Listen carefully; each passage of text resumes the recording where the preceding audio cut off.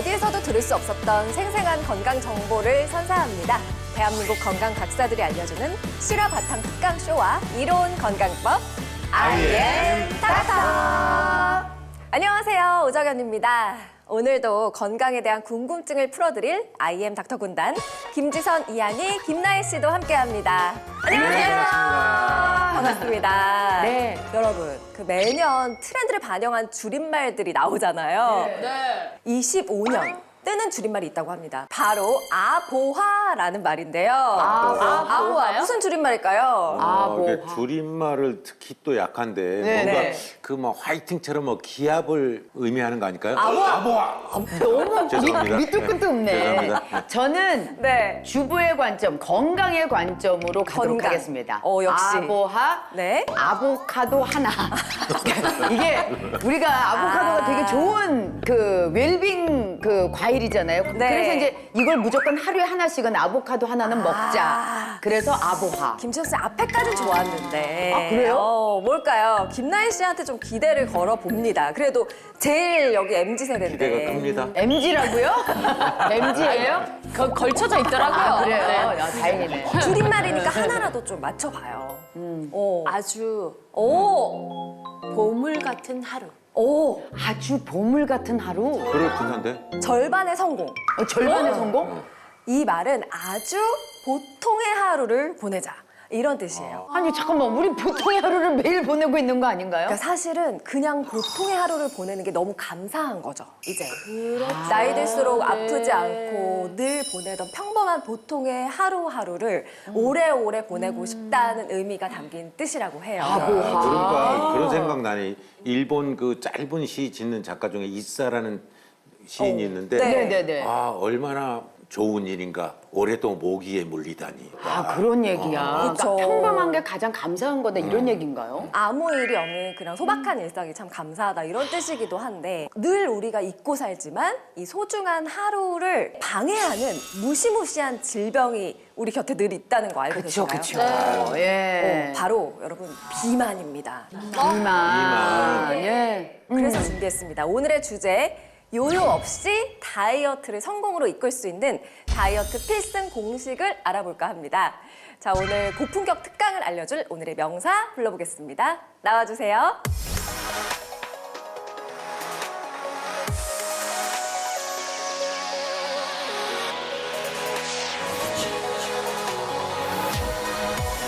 자, IM 닥터에 오신 것을 환영합니다. 안녕하세요. 안녕하세요. 네, 인사 부탁드릴게요. 네, 안녕하세요. 저는 현재 대학병원에서 순환기내과 교수로 근무하고 있는 김미연이라고 합니다. 순환기내과요?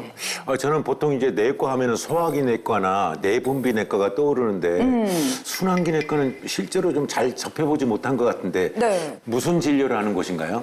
네, 순환기란 말이 생소하실 텐데요. 순환기내과는 심장과 혈관 계통을 진료하는 내과 계열의 분과로 저는 주로 심근경색, 협심증, 고혈압, 고지혈증, 부정맥과 같은 질병을 가진 환자분들을 진료하고 있어요. 굉장히 중요한 과네. 네. 그런데 저를 찾아오는 순환계 질환 환자분들의 공통점이 있습니다. 바로 바로 비만을 갖고 있었다는 거죠. 그러니까 혈관이나 심장 쪽 질환이 있는 분들의 공통점이 비만이라고요? 그러면 선생님께서 오늘 나오신 그 목적이 비만을 타파하는 방법을 알려주시는 거가 되겠네요. 참 너무 잘 됐어. 왜 그러냐면 네. 요즘 제 주위에 있는 아이 친구들, 엄마들 이런 분들이 전부 그냥 살을 빼겠다고 난리거든요. 맞아요. 그럴 수밖에 없는 게 네. 이맘때가 주부들 사이에서 딱 다이어트 시즌이에요. 딱 요맘때가. 근데 3월에도 무슨 다이어트 시즌입니까? 3월이 애들 학교 입학할 때가 되잖아요. 또 이제 선생님 찾아뵈러 가야 되고 예. 그러면 애들이 뭐라 그래요? 엄마 이쁘게 하고 와. 맞아요. 막 이렇게 얘기한단 말이에요. 그리고 날 풀리면 또 등산 모임 가야 되잖아요. 등산하는데 가볍게 입고 나가야 되는데 실루엣을 강조. 그렇지.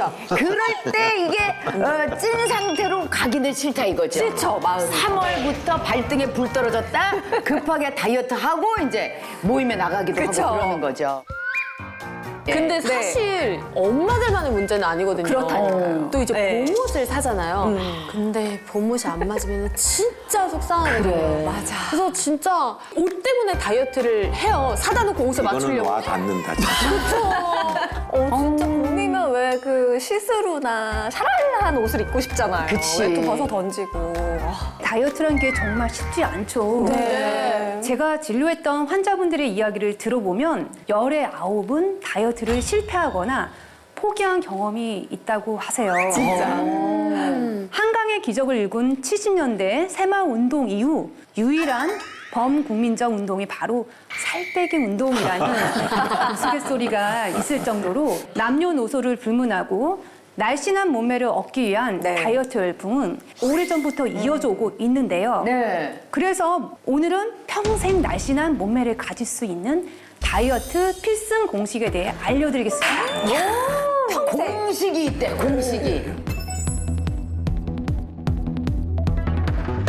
우리가 공식이 있는지를 몰랐어. 그러니까요. 평생이에요. 그것도 날씬한 몸매를 가질 수 있다는 말에 귀가 그냥 쫑긋 열리는데요. 네. 필승 반드시 성공하는 공식 빨리 알려주시죠. 네. 알려드리기 전에 제가 실제로 진료한 환자 이야기를 들려드리겠습니다. 네. 네. 초등학교부터 친구였던 49세 동갑내기 절친 두 분이 있었어요. 네. 두 분은 즐겨하던 취미도 비슷하셨고요. 네. 키 160cm, 몸무게 70kg, 체형까지 비슷해서 쌍둥이 아니냐는 소리를 들을 정도로 닮은 부분이 많았습니다. 네. 다른 점이 있다면 친구 A씨는 기저질환이 없었고 네. 친구 B씨는 당뇨가 있었다는 건데요. 네. 하루는 두 분이 쇼핑하는데 입고 싶은 옷을 고르는 족족 다 작아서 맞는 옷이 하나도 없으셨대요. 네. 아이고 이런. 충격을 받은 나머지 함께 다이어트를 돌입했는데요. 아. 2개월이 지난 후 A씨는 네. 10kg 감량하는 데 성공했고요. 당뇨를 갖고 있었던 B씨는 네. 1.5kg을 빼는 데 성공했습니다. 자, 이 두 분 중 누가 더 잘 뺀 것 같아요?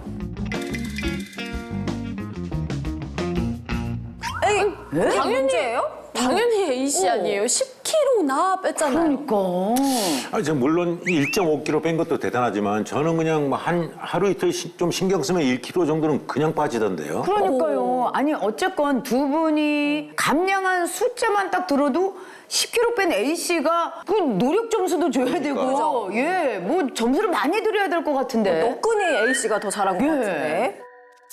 A씨가 잘 뺀 것 같으시죠? 네. 하지만 그렇지 않습니다. 예? B씨는 꾸준히 1.5kg씩 감량해서 6개월에 총 6kg을 빼고 당뇨 수치까지 정상으로 돌아왔거든요. 네. 그런데 반대로 A씨는 도로 5kg이 쪘고 평소에 없던 피곤함과 무기력감, 부종이나 저림 증상 같은 부작용이 발생해서 저를 찾아오셨던 거죠. 아니 그런데 예, 6개월 동안 살을 뺐다고 혈당 수치가 내려갈 수가 있습니까? 그럴까요? 네, 비만은 당뇨와 깊은 연관이 있습니다. 네. 당뇨병 환자가 체중을 5% 감량하면 공복혈당 수치 감소, 혈당을 조절하는 인슐린 작용 개선, 그리고 당뇨병 약제 사용량도 줄어든다는 연구 결과가 있습니다. 그럼 당뇨가 있다 그러면 다이어트는 필수가 되겠네요. 그렇다면 자 A씨 똑같이 다이어트를 했는데 왜 이상 증상이 생겨서 병원을 찾아가신 걸까요? 검사를 해본 결과 네. A씨의 혈당과 고라 수치가 정상인보다 2배나 높아져 있었어요. 그리고 A씨의 말에 따르면 어느 순간부터 아무리 열심히 다이어트를 해도 살이 빠지지 않는 비만 체질이 되었다고 해요. 그래서 제가 이 두 분의 다이어트 방법에 어떤 차이점이 있었는지 하나하나 알아봤어요. 네네. 첫 번째는 네. 식단에 있었습니다. 식단이요. 네. 사진을 보시면 두 분이 다이어트를 위해 실제로 자주 드셨던 음식들 사진인데요. 네. 어느 식단이 비만 체질로 만든 A씨의 식단일까요? 이게 샌드위치와 견과류. 당연히 네. 요 오른쪽 식단이 더 건강해 보이는데요. 그러게. 다이어트 할 때 먹는 음식들로 주로 구성된 거 아닙니까? 그러니까 샌드위치가 칼로리가 높잖아요. 저 안에 무슨 물론 채소나 뭐 토마토가 들어간다고는 하지만 네. 오른쪽 보면은 호밀빵이야. 호밀빵. 건강에 좋은 거야. 우리가 다이어트 할 때 많이 보통 먹는 빵을 거잖아요. 끊고 호밀빵을 찾잖아요. 그러니까 두 번째 식단이 더 건강할 것 같은데요. 그러니까요. 저도요. A 씨가 했던 식단은 샌드위치랑 견과류 들어간 거. 비만 체질로 변하게 만든 A 씨의 식단은 네. 2번 식단입니다. 저요? 일단 가장 큰 문제는 네. 극단적으로 음식의 양을 줄인 것입니다. 실제로 우리가 다이어트를 한다고 결심하면 가장 네. 먼저 하는 게 극단적으로 식사량을 줄이게 되는 거잖아요. 아, 그렇죠. 아무래도. 그런데 이런 경우 장기간 식단을 유지하기 힘들 뿐더러 몸이 잔뜩 긴장하기 시작합니다. 긴장하면 체지방을 축적하는 몸으로 바뀌고 네. 조금만 먹어도 에너지를 축적하려는 비만 체질로 바뀌게 되는 거죠. 그렇군요. 아니 저도 다이어트 한다고 음식 양부터 당연히 처음에 줄이려고 하잖아요. 그런 적이 있는데 돌이켜 보면은 머리가 핑 돌게 어지럽고 손도 약간 좀 달달달 떨려. 떨리고 뭔가 눈도 침침한 것 같고 그래서 결국에는 뭐 초콜릿이나 젤리 뭐 설탕 많이 묻어 있는 거 아이스크림 이런 평소에 잘 안 먹던 군것질들이 더 땡겨서 막 먹다 보니까 결국에는 이게 요요로 오게 되더라고요. 근데 그런 거 먹어야 눈이 확 띄어요. 그래야 일을 할 수가 있어요. 그러니까. 그게 비만 체질로 약간 변하는 거였군요. 네, 그리고 두 분이 드신 빵을 비교해 보자면 네. 1번 샌드위치는 칼로리가 높아 보이지만 네. 탄수화물, 단백질, 지방 등이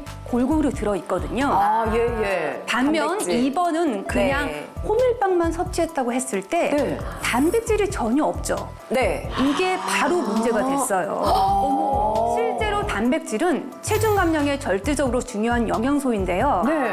단백질을 충분하게 섭취하면 신체의 열 발생을 증가시키고 기초 대사량을 늘려 네. 다이어트에 도움이 되는 근육을 만드는데 도움을 줄 수 있습니다. 필요하구나. 그런데 만약 단백질 섭취 부족으로 근육이 줄어들면 네. 근육이 줄어든 자리에 빈 공간이 생기는데요. 네. 그곳에 들어차는 게 바로 지방입니다. 어머. 세상에. 진짜 소름 끼친다. 근육 자리를 지방이 침범하는 거예요? 야, 여기 비었다. 여기 공간이 비었어. 지방. 이러고서 지방을 그 공간으로 채워버리는구나. 지방들이 보통 집요한 게 아니네요. 거기를 어떻게 들어가려고. 비만은 만병의 근원이라고 하잖아요. 네. 우리 몸에 지방이 차곡차곡 쌓이면 염증 물질을 뿜어내는 내장 지방이 쌓이는데요. 보시는 영상은 실제 내장 지방의 모습들입니다. 아우 그냥 오, 저 기름 덩어리 봐. 어머. 저렇게 많아요? 저 정도로 많아?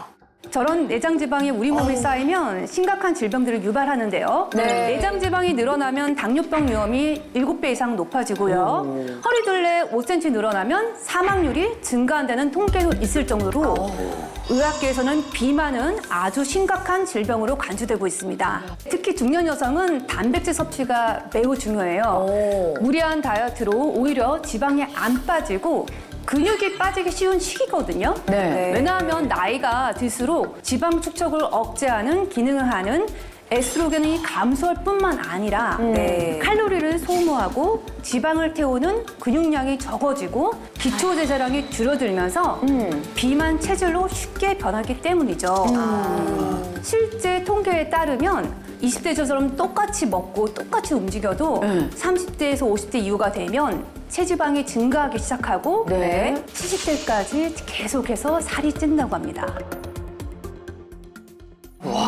그렇군요. 저도 워낙 먹는 걸 좋아해가지고 식단 관리하느라고 매일매일 이렇게 스트레스에 시달리고 있는데요. 그중에서 제일 힘든 게 탄수화물, 당분을 적게 먹어야 된다는 생각을 갖고 계속 먹고 있어요. 계속 먹고 있어요. 네, 생각은 힘들어요. 있는데. 참 희한한 게 나이가 들수록 밥, 빵, 떡 이런 게 더 맛있더라고요. 많이들 찾으시더라고요. 어머님들이. 어머님들 보면요. 와. 아니 어제도 내가 사우나를 갔는데 엄마들이 네. 다 꺼내 꺼내는 게 똑같은 거 꺼내서 이거 한번 먹어봐. 우리 며느리가 갖고 왔는데 너무 맛있어. 그래갖고 쭉 나누는데 아유 자기가 있어야 우리 모임이 해피해 이러면서 그렇게들 좋아하시더라고. 떡 먹으면서. 떡이 없으면 서운해요. 그래요. 맞습니다. 이상하게도 나이가 들수록 흰쌀밥이 맛있어지고 젊었을 때는 먹지 않았던 달달한 간식이 자꾸 당기죠? 네. 그런데 그게 다 이유가 있습니다. 노화로 인해 에너지 대사가 감소하면 피로감이 증가하면서 즉각적인 에너지원이 될 수 있는 단순당을 찾게 되기 때문인데요. 특히 탄수화물을 섭취하면 네. 쾌락 호르몬이라고 불리는 도파민도 분비되어 기분도 좋아집니다. 그렇군요. 문제는 이런 자극에 익숙해지면 네. 더욱 자주 더 많은 양의 탄수화물을 갈망하게 된다는 것이죠. 이것을 이른바 탄수화물 중독이라고 부릅니다.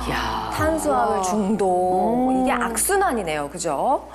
그럼 저도 조금 의심이 되는데 내가 탄수화물 중독인지 알아볼 수 있는 방법이 혹시 있을까요? 간단하게. 그게 이를 테스트하는 간단한 방법이 있습니다. 네. 일명 크래커 테스트인데요. 네. 우선 물로 입속을 깨끗하게 헹굽니다. 그 다음에 단맛이 거의 나지 않는 크래커를 입에 물고 씹으세요. 네. 이때 단맛이 느껴지면 한번 손을 들어보세요. 그럼 한번 해볼까요? 해볼까요? 네네. 한번. 자, 그럼 먹어볼까요? 시작. 단맛이 난다고? 언제? 오, 아직까지 다 손을 안 들었어요, 우리. 단맛이 납니다. 이한희 씨 43초 만에 단맛을 느꼈어요. 오, 이런 단맛이구나. 두 분은 아직? 저는 단맛이 안 나요. 먹었는데 단맛이 안 나요. 다 먹었어요. 전혀 단맛이 안 나는데요? 단맛을 못 느끼고 삼켜버렸어요. 자, 저희 테스트를 딱 해봤더니 이한희 씨가 43초의 단맛을 느끼셨고 네. 저는 55초의 단맛이 확 올라오더라고요. 그리고 김지선 씨하고 김나희 씨는 1분 측정 불가. 이상 측정 불가. 단맛을 느끼지 못했다. 자. 저희가 뭐가 잘못됐나요? 어때요? 만약 단맛을 느끼기까지 30초 이상이 걸린다면 탄수화물 중독이라고 볼 수 있습니다. 그럼 똑같아. 우리 똑같아. 올킬인데 올킬. 네, 다 똑같아. 정렬했네요, 저희. 야. 어떡해. 아유, 그래. 아니. 근데 저희가 충격인데요. 그러니까 네. 탄수화물 중독에 이미 중독이 돼 있다는 그런 얘기가 되네요. 네. 네, 크래커 테스트의 원리는 간단합니다. 네. 침 속 아밀라제라는 소화 요소가 탄수화물을 분해해서 단맛을 느끼게 되는데요. 단맛을 빨리 느낀다는 건 그만큼 당분이 잘 분해되고 당분 충족도 빨리 되는 것이기 때문에 필요 이상의 탄수화물을 더 찾지 않게 되면서 네. 살이 덜 찌는 체질이 되는 거죠. 하지만 반대의 경우에는 단맛을 느끼기 위해 탄수화물을 계속 찾게 되고 과도하게 섭취하게 되면서 탄수화물 중독까지 이어질 수 있는 거죠. 걱정이네요. 왠지 의심된다 했는데. 진짜 오랜만에 1등 했는데. 그러면은 탄수화물과 당분만 좀 줄여서 먹으면 비만 체질에서 벗어날 수 있는 건가요? 과연 그럴까요? A씨가 간식으로 먹었던 채소칩도 문제가 될 수 있습니다. 왜요? 제품에 따라 조금씩 차이는 있겠지만 채소칩은 네. 기름에 튀겨 만들기 때문에 제조 과정 중에 지방, 나트륨 함량이 높아지고 네. 생채소의 영양성분이 파괴되는데요. 그리고 만들어지는 과정에서 나트륨 함량이 증가하게 됩니다. 얼마나 많은 나트륨이 들어있냐. 채소칩에 들어있는 연근칩을 기준으로 100g당 271mg 정도인데요. 네. 반면 견과류에는 7mg의 나트륨이 들어있거든요. 어마어마해. 이런 나트륨 과잉 섭취는 탄수화물과 마찬가지로 비만 체질을 만드는 원인이 될 수 있습니다. 마음이 굉장히 심란해지는데요. 그러게. 그럼 제대로 뺄 수 있는 다이어트 그 성공 공식, 필승 공식 좀 알려주세요, 빨리. 네. 비만 체질과 날씬 체질을 결정짓는 데 매우 중요한 역할을 하는 장 건강과도 밀접한 관련이 있는데요. 네. 장 건강이 나빠지면 유해균이 과잉 증식하게 되는데요. 네. 이 유해균이 지방산을 생성해서 지방 세포의 크기가 커지고 비만을 유발하게 됩니다. 하지만 반대로 장이 건강할 때 네. 많아지는 유익균은 지방 분해 효소를 활성화해서 체중 감소에 도움을 주는 거죠. 네. 우리가 잘 알고 있는 유익균, 유해균이라고 불리는 수많은 미생물이 존재하고 이를 장내 세균총이라고 하는데요. 네. 이러한 장내 세균총이 가지고 있는 비만 기억이 요요를 부르는 거거든요. 비만기요. 실제로 장내 세균층 가운데 비만 세균이 예전의 비만 상태를 기억하고 네. 체중 증가를 불러일으킨다는 연구가 있는데요. 쥐에게 고칼로리 먹이나 보통 먹이를 많이 먹게 해서 살을 찌운 뒤 다이어트를 시키고 네. 다시 보통 먹이를 줬더니 예전 체중으로 돌아가거나 그 이상 체중이 늘어나는 요요 현상이 나타났습니다. 그럼 우리 몸이 비만했던 시절을 기억하고 있다 이런 얘기인데 얘는 뇌가 있는 게 아니잖아. 어떻게 기억을 해요? 똑같이 기억 안 해도 되는 너무 게 희한하다. 아니 우리는 기억력이 떨어지는데 왜 얘는 기억을 하냐고. 쓸데없이 정말 왜 그러는 진짜 거예요? 희한하네. 따라서 비만과 요요라는 악순환의 고리를 끊고 날씬 체질이 되기 위해서는 장내 세균총을 건강하게 관리하는 것이 매우 중요합니다. 네. 저는 과민성 대장 증후군이 있거든요. 그러면 저 같은 경우에는 비만 체질로 바뀔 가능성이 조금 높다라는 거네요. 이게 겁나는 게 저도 좀 장이 예민해서 걱정이 좀 되는데 장 건강할 수 있도록 좀 도움이 되는 음식이 있으면 좀 알려주세요. 그러게요. 네, 비만 체질에서 벗어나고 장 건강을 관리하고 싶다면 장 건강에 이로운 음식을 섭취하는 것이 중요한데요. 네. 그래서 제가 추천하고 싶은 음식이 하나 있습니다. 네. 바로 김치입니다. 아, 김치요? 네. 김치? 너무나 친근한 음식이잖아요. 네. 아니 우리가 매일 먹고 있는 음식인데. 맞아요. 네, 김치는 한국 사람이라면 누구나 즐겨 먹는 네. 음식 중 하나죠. 네. 김치는 배추, 무, 마늘, 파 등을 넣어 만들어서 30여여 종의 유산균들이 들어있는데요. 평소 장내 세균의 비율을 잘 관리하고 싶다면 어떤 김치를 먹어야 하느냐? 어떤 김치예요? 바로 깍두기입니다. 그냥 김치가 아니에요. 왜 깍두기? 깍두기의 경우 네. 젖산균 속으로 추정되는 간균과 당간균의 함량이 가장 높다고 밝혔는데요. 젖산균은 비만 체질로 바뀌는 장내 유해균은 억제하고 날씬 체질로 바뀌는 유해균은 증가시켜 주는데 도움을 주거든요. 따라서 유해균 때문에 장내 세균의 비율이 무너졌다면 네. 깍두기를 드시는 것이 도움될 수 있어서 추천드립니다. 그러니까 무가 들어가갖고 무찌르나 봐. 무찌르자 유해균. 깍두기. 깍두기. 더 많이 먹어야겠어요. 그러게요. 이제부터라도. 제대로 뺄 수 있는 다이어트 성공 공식을 주제로 유익한 강연 오늘 선생님과 함께 했는데요. 마지막으로 저희한테 당부할 말씀이 있으시면요. 어떤 걸까요? 비만의 관건은 요요 없이 살을 빼는 겁니다. 그렇죠. 아, 네. 그래서 평생 건강하고 즐겁게 할 수 있는 다이어트로 성공하시길 기원하겠습니다. 강연 마치겠습니다. 네. 감사합니다. 자, 오늘 생생한 고품격 특강 들려주신 김미영 교수님 대단히 감사합니다. 고맙습니다.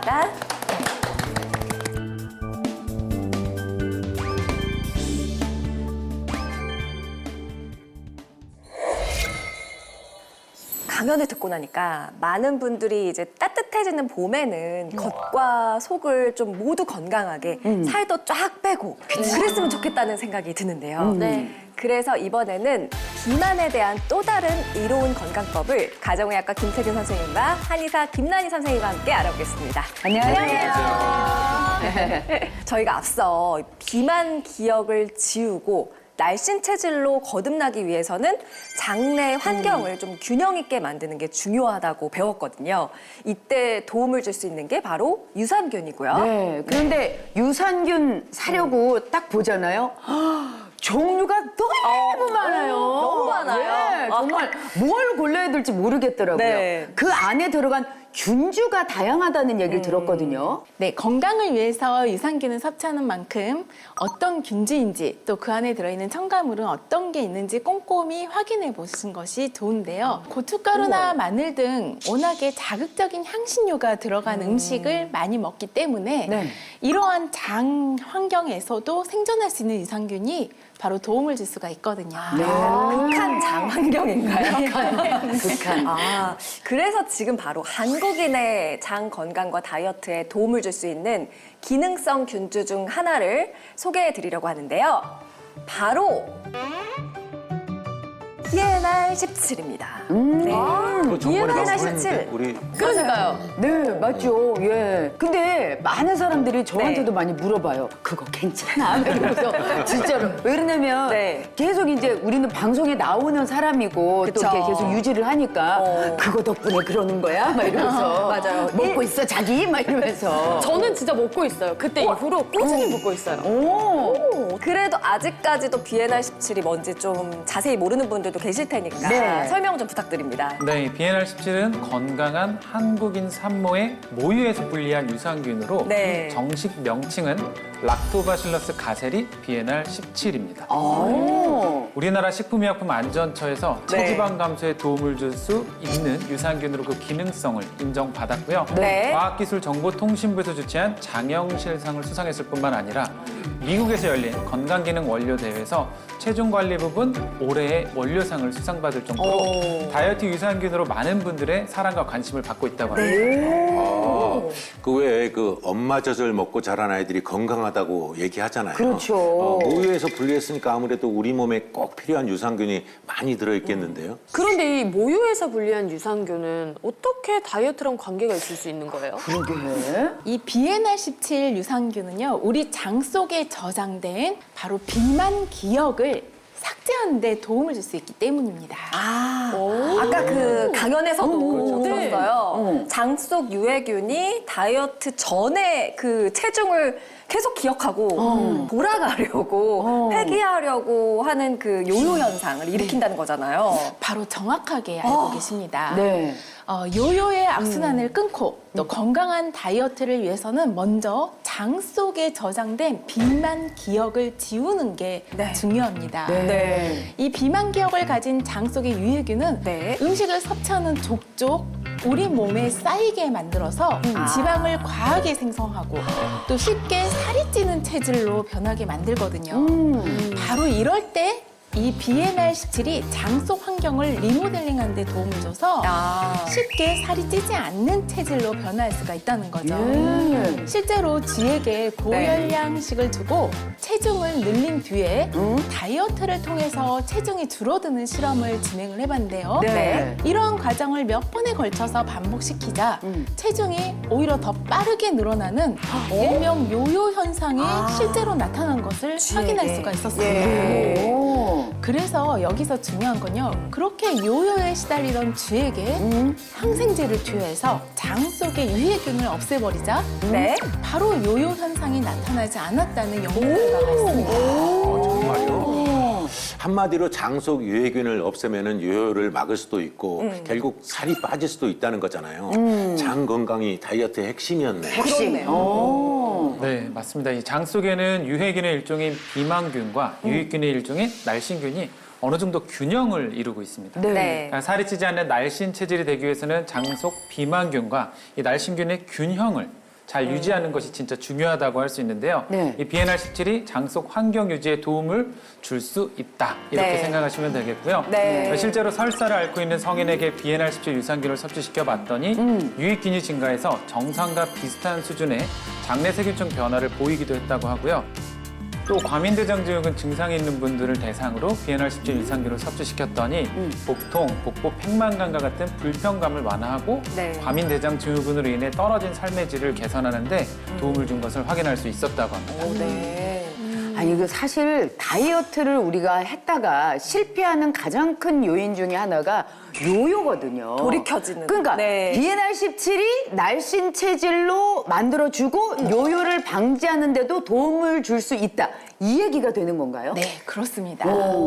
많은 분들이 요요의 늪에서 빠져나오지를 못하고요. 다이어트에 실패하는 이유가 또 한 가지가 있습니다. 또 있어요. 바로 그것은 네.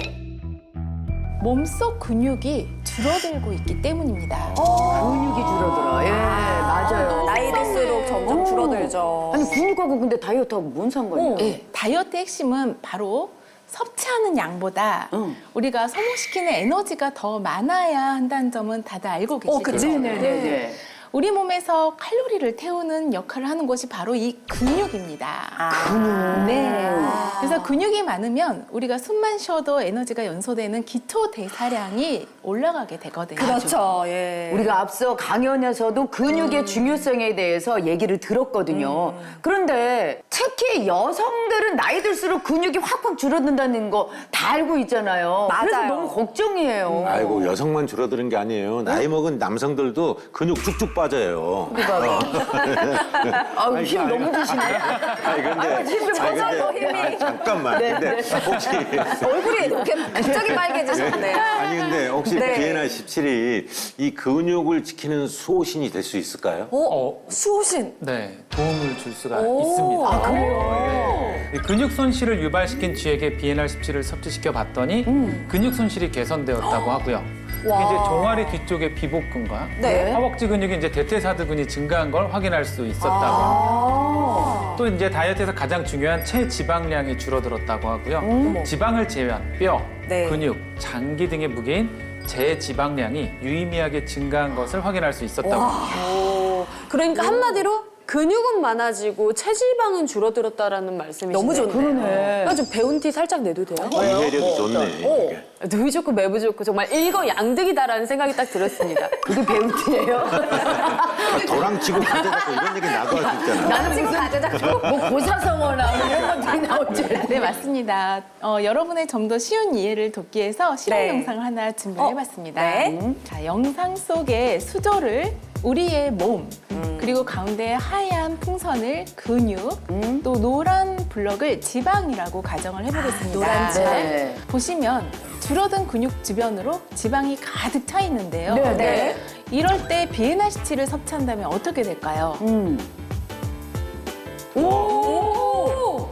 오, 지방이 이야. 근육이 늘어나는 만큼 없어져요. 그렇죠. 보시다시피 근육이 강화되면서 지방을 체외로 배출하는 모습을 보실 수가 있습니다. 오. 이러한 유사한 원리로 체지방 감소에도 영향을 미칠 수가 있다는 뜻입니다.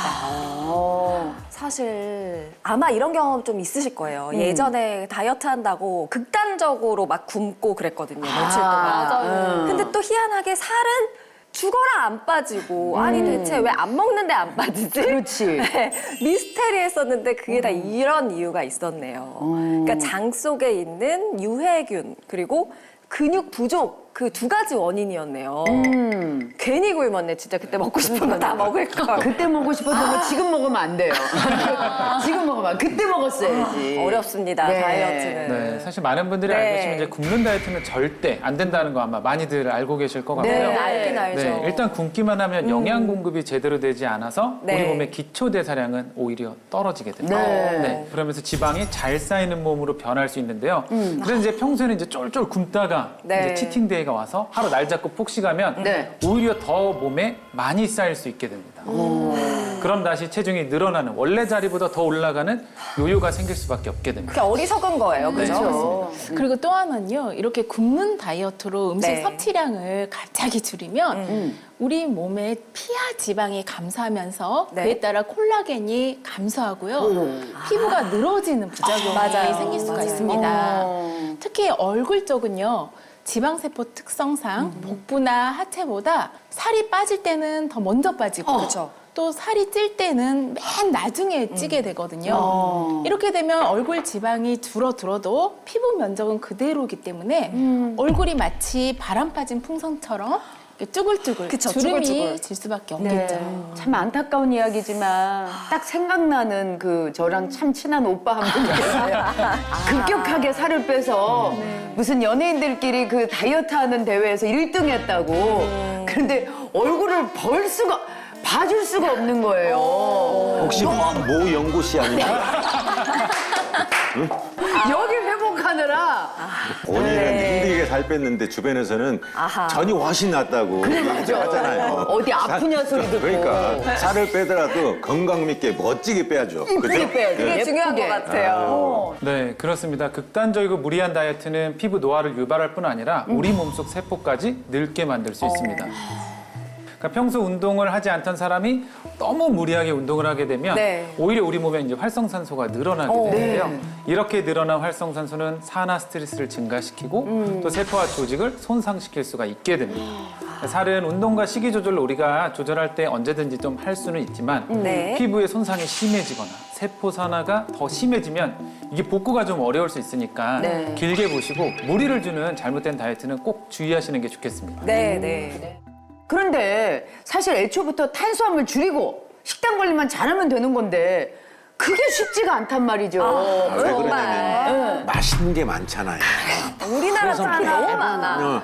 매번 다이어트 실패할 때마다 내가 혹시 의지가 박약한 사람이 아닌가 자존감도 많이 떨어지거든요. 맞아요. 내가 왜 이걸 조절을 못 그러니까, 해가지고 네. 어? 네, 사실 근데 다이어트는 꼭 네. 지금 말씀하신 그 의지의 문제가 아닌 네.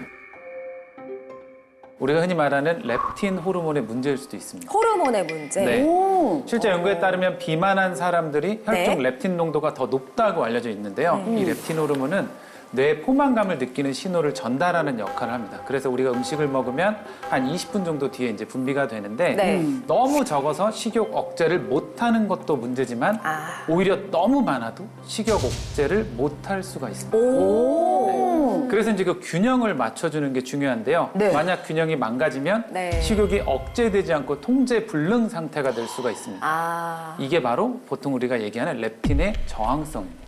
렙틴 저항성이요?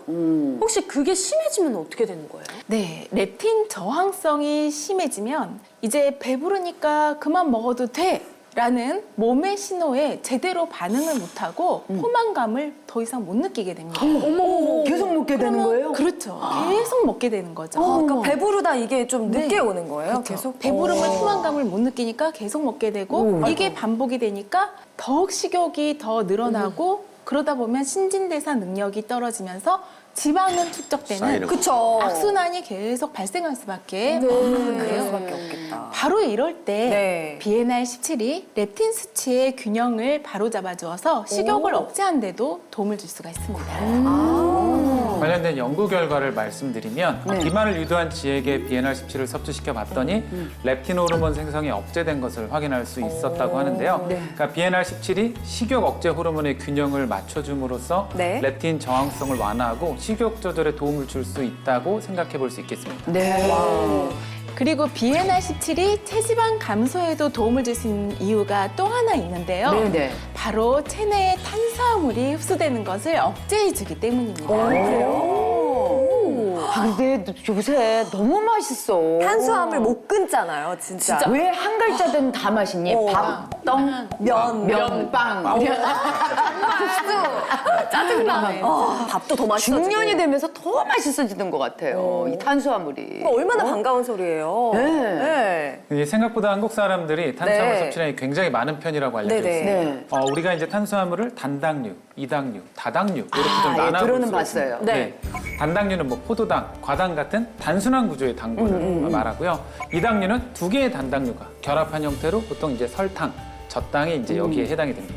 이 단당류, 이당류는 아무래도 단순한 구조이다 보니까 우리 몸에 굉장히 소화 흡수가 빠르다고 알려져 있고요. 흡수가 빠르니까 혈당을 급격하게 상승을 시키고 네. 그로 인해 인슐린 분비를 증가시키고 결국 이제 그로 인한 과정이 반복되면 내장 지방이 자꾸 축적되는 결과를 불러일으킬 수 있게 됩니다. 그러면 다당류는 뭐예요, 다당류? 다당류는 바로 이러한 단당류 여러 개가 결합해가지고 만들어진 복잡한 구조로 이루어진 걸 말하는데요. 예를 네. 들면 예를 들어서 감자나 고구마 같이 어. 그 안에는 녹말이 많이 들어있죠. 이런 이런 녹말이라든지 아니면 식이섬유소가 바로 이에 해당이 됩니다.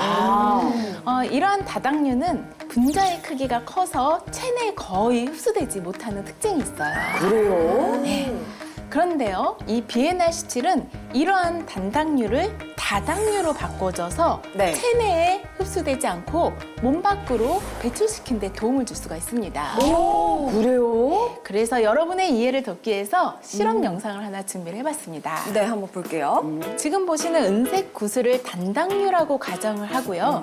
수도는 우리 몸속 장이라고 가정을 해보겠습니다. 네. 분자의 크기가 작은 단당류는 에너지원으로 다 소비되지 않으면 우리 몸에 축적되기가 쉽습니다. 네. 이때 비엔알17은 이러한 단당류의 결합을 도와서 다당류의 형태로 바꿔주는 역할을 아, 저렇게.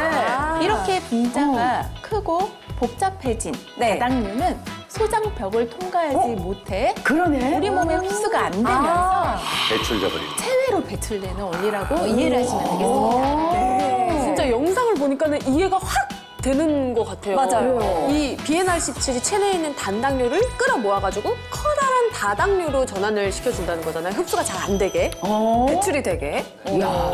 실제로 이제 고당 식이주에게 비엔알17을 섭취하게 했더니 단당류와 이당류를 다당류로 전환해서 체외로 배출시키는 것을 확인할 수 있었고요. 네. 또 다른 연구에서도 쥐에게 비엔알17을 공급한 뒤 대변 검사를 좀 해봤더니 네. 대조금보다 대변으로 배출된 다당류의 함량이 약 5배 정도 증가한 것을 확인할 수 있었다고 해요. 그러니까 탄수화물이 체내에서 지방이나 이게 독소로 쌓이지 않고 이 체외로 배출되는 데 도움이 됐다고 볼 수 있습니다. 이 탄수화물을 참다가 결국 터져서 폭식하지 말고 그러니까 진짜 평소에 적당히 먹으면서 비엔알17 도움을 받으면 스트레스 적게 진짜 다이어트 할 수 있을 것 같은 자신감이 생겨요. 네, 그렇습니다.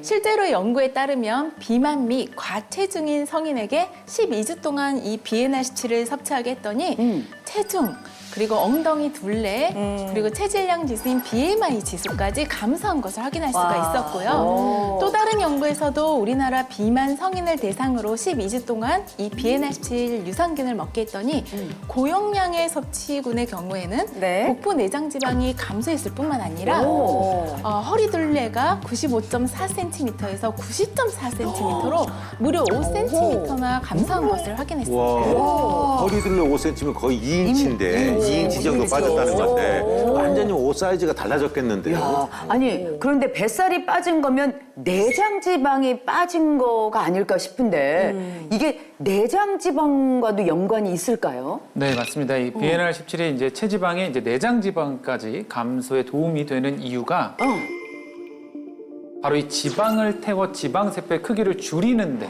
도움을 줄 수 있기 때문입니다. 그러니까 살이 찐다는 것은 네. 우리가 이제 지방 세포의 크기가 커진다는 것을 의미를 하는데요. 네. 이렇게 이제 지방 세포가 커지면 커질수록 염증 물질을 내뿜는 독소 덩어리이자 염증 덩어리로 무섭게 이제 변화할 수가 있게 됩니다. 네. 그래서 막 늘러붙게 되고 셀룰라이트도 생기고 네. 아까 통증 얘기하셨지만 지방이 많아질수록 그냥 여기저기가 아프게 되는 건데요. 이렇게 이제 지방 성분과 뒤엉켜서 뭐 혈관 내벽에도 붙을 수 있고 상처도 낼 수 있게 되고 그 결과 이제 고혈압을 비롯해 뭐 당뇨, 고지혈증 같은 혈관 질환을 유발할 수 있고 혈전을 생성해서 혈관을 막거나 터지게 하는 등 정말 심내혈관 질환의 강력한 원인으로도 작용할 수 있게 됩니다. 그런데 이때 비엔알17이 몸속에 지방을 태워서 지방세포의 크기를 줄이는 데 도움을 줄 수 있다는 건데요. 실제 연구에 따르면 쥐에게 비엔알17을 투여해 봤더니 네. 지방을 태우고 산화시키는 유전자의 발현이 증가한 것을 확인할 수 있었다고 하고요. 네. 잉여 에너지를 저장하는 백색 지방 세포의 부피가 35%가량 감소한 것으로 알려져 있습니다. 35%? 진짜 지방 세포의 크기가 확 줄었네. 네. 이야, 막 이렇게 큰 콩알 덩어리들이 있다가 네. 좁쌀 같은 걸로 확 바뀌었다는 그런 느낌이 들어요. 부피가 확 줄겠어요, 정말. 네. 전체 부피가. 그러니까 김나희 씨가 계속 우리 비엔알17을 꾸준히 네. 먹고 있다고 그랬잖아요. 네. 확실히 뭔가 좀 이렇게 날씬해진 게 느껴져, 우리가 그냥 여기 보기에. 우리한테만 말해봐요. 몇 킬로 빠졌어? 솔직히 그때 좀 이렇게 확 쪘었어요, 제가. 어. 근데 제가 꾸준히 매일 아침마다 비엔알17을 먹어봤어요. 그리고 프로틴도 같이 먹어봤더니 진짜 확실히 근육도 좀 탄탄해진 느낌이고 화장실도 잘 가고 저도 가족들이랑 집에서 다 같이 한번 챙겨 먹어봐야 되겠네요. 네, 다 같이 먹어도 네, 좋을 것 그러니까요. 같아요. 그러면 혹시 섭취할 때 주의해야 할 점도 있을까요? 네. 비엔알 17은 미생물이 함유된 생균이라서요. 고온에서 사멸할 수가 있기 때문에 뜨거운 물과 함께 섭취하는 거는 좀 피해 주시고요. 네. 또 인체 시험을 통해서 그 안전성이 입증되었는지 그리고 식약처에서 체지방 감소 기능성을 인정받았는지 확인해 보신 것이 필요합니다. 또 근육 관리에 도움을 주는 단백질을 함께 섭취하는 것도 건강하고 예쁘게 다이어트하는 한 가지 방법이 될 수 있겠습니다. 네, 명심하겠습니다. 이 다이어트는 단기전이 아니라 장기전이라는 말이 있잖아요. 오늘 저희가 알려드린 생생한 건강 정보로 근육은 플러스, 체지방은 마이너스 할 수 있는 건강한 다이어트 꼭 성공하시길 응원드리겠습니다. 저희는 다음 이 시간에 더 알찬 정보 가지고 돌아오겠습니다. IM 닥터. 인류가 정복하지 못한 2대 질병입니다. 그 첫 번째가 바로 암이고요. 진단이 곧 사형 선고, 시한폭탄이라고 할 수 있습니다. 또 다른 질병 있잖아요. 영혼을 갉아먹는 병인 치매입니다. 솔직히 암보다 저는 치매가 더 걱정이에요. 이처럼 뇌가 쪼그라들면서 기억들이 사라지게 됩니다. 그렇다면은 대체 어떻게 해야지 건강한 몸을 유지할 수 있겠습니까? 가장 중요한데요. 그래요. 채널